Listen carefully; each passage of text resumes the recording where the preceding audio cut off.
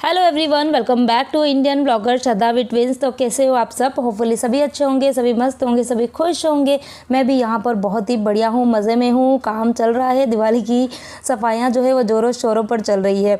तो आजकल वीडियो की जो शुरुआत होती है वो क्लीनिंग से स्टार्ट होती है और जो वीडियो की एंडिंग होती है वो भी शायद इसी से ही हो रही है। और मुझे लगता है कि शायद सबके घर के यही हाल चाल है।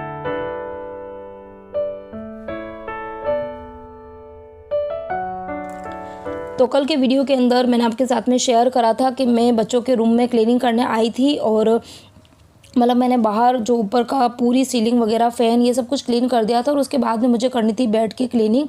लेकिन फिर शाम को, क्योंकि काम जो था वो मुझे दिन को ही करना था, दिन को स्टार्ट करा था, लेकिन करते करते काफ़ी लेट हो गया था और फिर मैं चली गई थी किचन में डिनर की तैयारी करने के लिए। और सोचा तो ये था कि डिनर जो है वो फटाफट करके और उसके बाद में मैं फिर से काम पे लग जाऊँगी।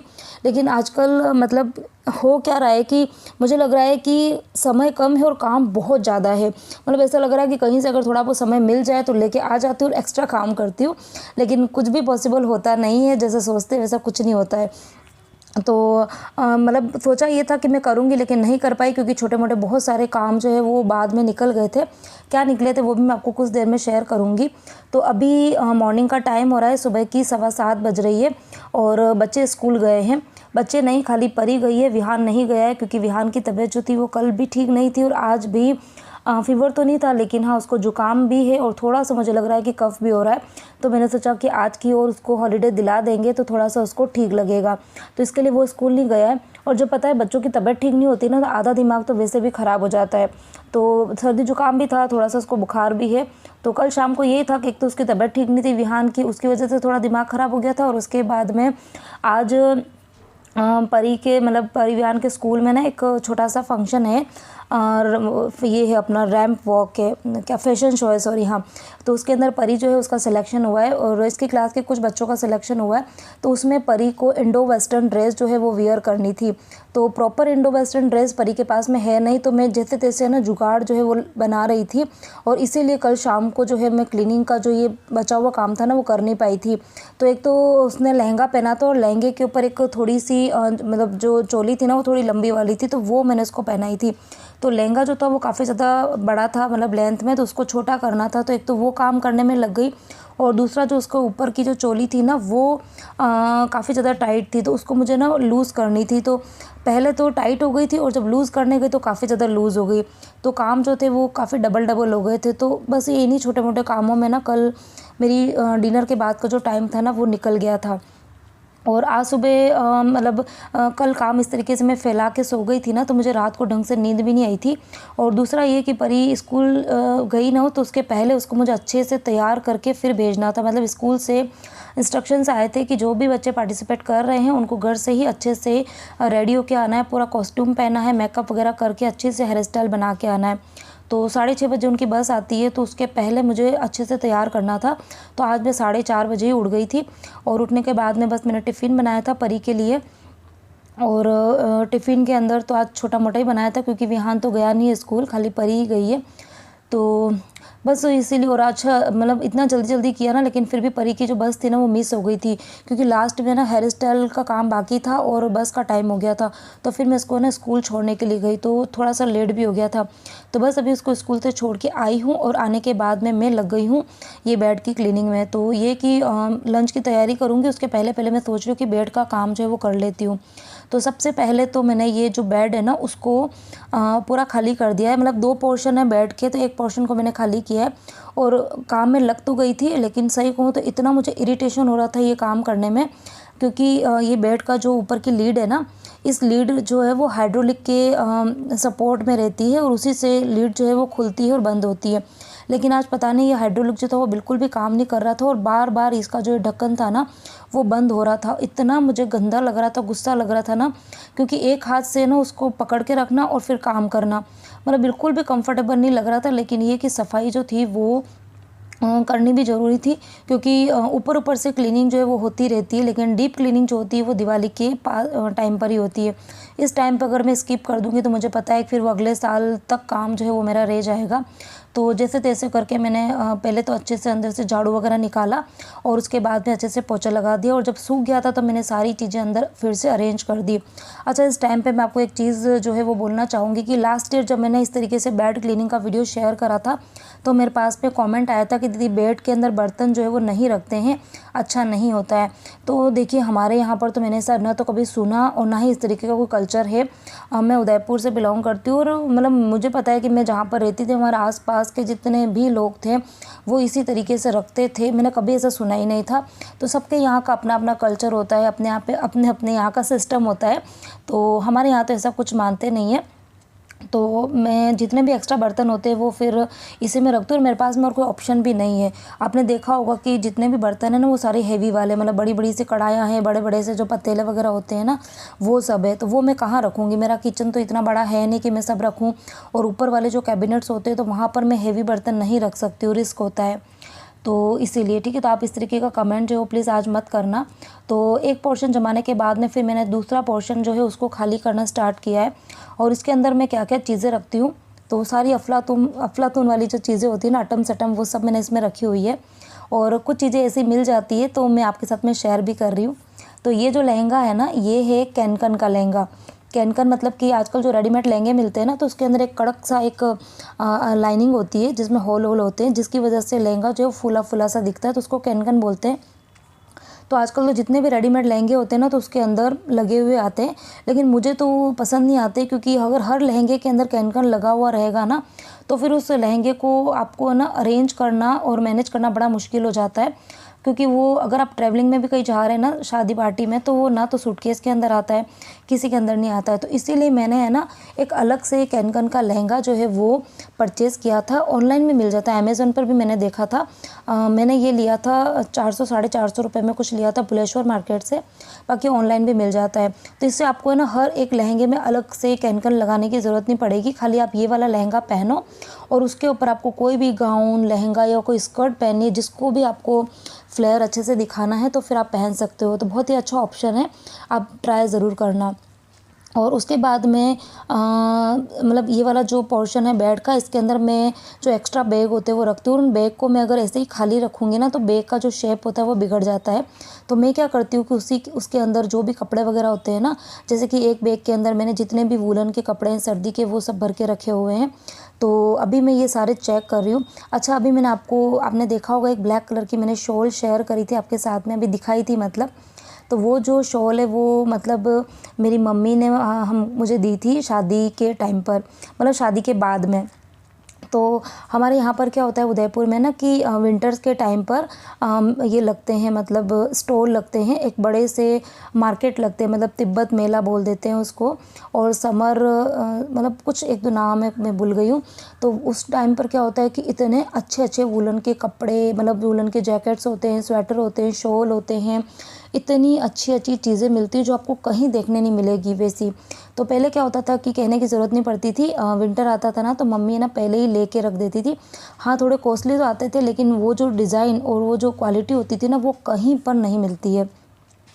तो लेकिन अब तो ये सब बातें जो है वो सपना हो गई है, अब कुछ भी नहीं मिल पाता है, क्योंकि एक तो सर्दी के टाइम पे छुट्टियां पड़ती नहीं, हम लोग नहीं जा पाते वहाँ पर, और फिर अब कोई ऑप्शन नहीं है, ऑनलाइन मंगा देते हम लोग, जैसे तैसे निकालते हैं।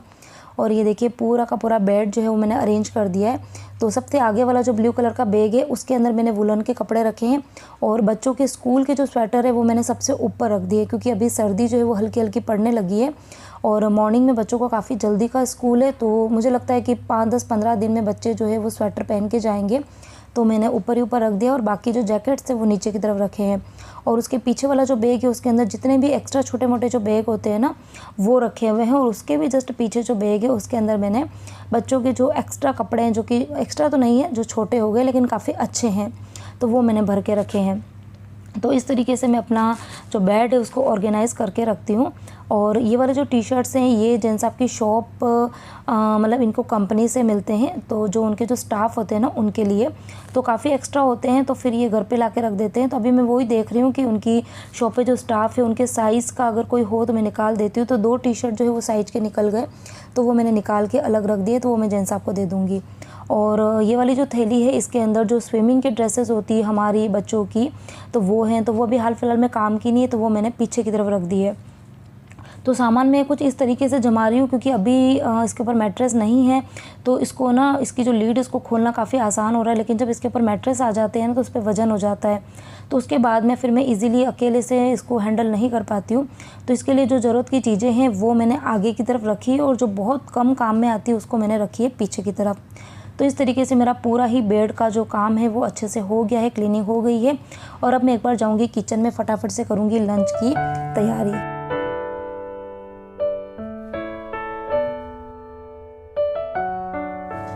और लंच में मैं आपके साथ में एक बहुत ही अच्छी और टेस्टी सी रेसिपी जो है वो शेयर करने वाली हूँ। अच्छा, कल मैंने आपके साथ में दाल तड़का की रेसिपी शेयर करी थी और आंवला की सब्ज़ी की रेसिपी शेयर करी थी। आप लोगों ने बहुत पसंद करी थी, अच्छे अच्छे कमेंट भी आए थे। कुछ कमेंट तो मुझे इतने पसंद आए थे कि दीदी आपकी जो रेसिपीज़ होती है वो हमको बहुत अच्छी लगती है और कुछ नई होती है, मतलब कुछ नयापन होता है रेसिपी में, तो मुझे भी अच्छा लगता है। जब इस तरीके के कमेंट पढ़ती हूँ तो मुझे लगता है कि हाँ, अच्छी अच्छी रेसिपी आपके साथ में शेयर करूँ। तो इसीलिए आज भी आपके साथ में एक अच्छी रेसिपी शेयर करूँ, क्योंकि अभी फेस्टिवल्स आने वाले हैं तो आप ट्राई कर सकते हो। तो कढ़ाई में मैंने ले लिया है तेल और उसके अंदर मैंने कुछ सूखे मसाले डाल दिए और उसके बाद में 5 से 6 कश्मीरी लाल मिर्ची डाली है और काजू डाला है आधी कटोरी से भी कम मैंने पीनट्स डाले हैं। सभी चीज़ों को बिल्कुल लो फ्लेम पर अच्छे से रोस्ट करना है।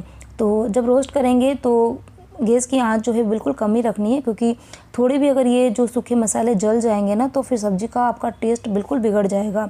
तो बिल्कुल लो फ्लेम पर इसको 15 से 20 सेकंड्स के लिए अच्छे से भून लेंगे।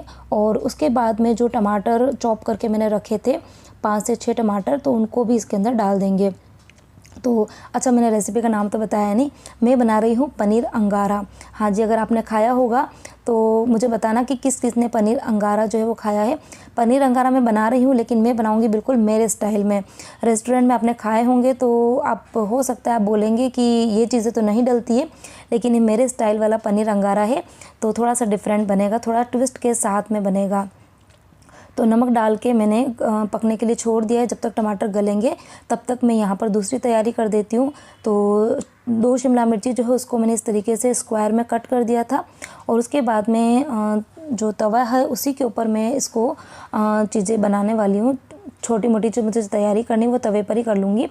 तो थोड़ा सा तेल डाल के और इस शिमला मिर्ची को थोड़ा सा सोटे करूँगी। तो हल्का सा करना है, मतलब समझ लीजिए कि सिर्फ आधे से 1 मिनट के लिए एक हल्का सा क्रस्ट उसके ऊपर आ जाए और क्रंची सा रखना है, बिल्कुल गलाना नहीं है। तो अच्छा और एक स्मोकी सा फ्लेवर आएगा। थोड़ा आपको धुआं उठता हुआ दिख रहा है ना, तो उससे ये शिमला मिर्ची में एक स्मोकी सा फ्लेवर आएगा, क्योंकि सब्ज़ी का नाम भी पनीर अंगारा है ना, तो एक स्मोकी सा फ्लेवर जो है वो देना ज़रूरी है। थोड़ा सा तेल मैंने और डाला है और उसके बाद में मैंने कुछ पनीर के क्यूब्स जो है वो करके रखे हुए थे, तो वो भी मैं इस तवे के ऊपर डाल दूँगी। और ये पनीर जो है वो मैंने कल ही बनाया था। रेसिपी मैंने आपके साथ में शेयर नहीं करी थी पनीर की, क्योंकि मैंने कई बार अपने चैनल पर शेयर करी हुई है। तो आप जिसने नहीं देखी तो आप पुराने मेरे वीडियोज़ देखेंगे तो आपको मिल ही जाएगी, क्योंकि मैंने कई बार रेसिपी शेयर करी है। और सारे ही पनीर के क्यूब्स डाल दिए, थोड़ा सा हल्दी, थोड़ा सा नमक, थोड़ी सी लाल मिर्ची डालूँगी और इसको पकाएंगे सिर्फ 1 मिनट के लिए, इससे ज़्यादा नहीं पकाना है, क्योंकि अगर मैं ज़्यादा पकाऊंगी ना तो फिर पनीर जो है वो एकदम च्युइंगम के जैसा हो जाएगा। तो वैसा नहीं करना है, खाली हल्का सा क्रस्ट इसके ऊपर आ जाए और एक अच्छा सा कलर आ जाए।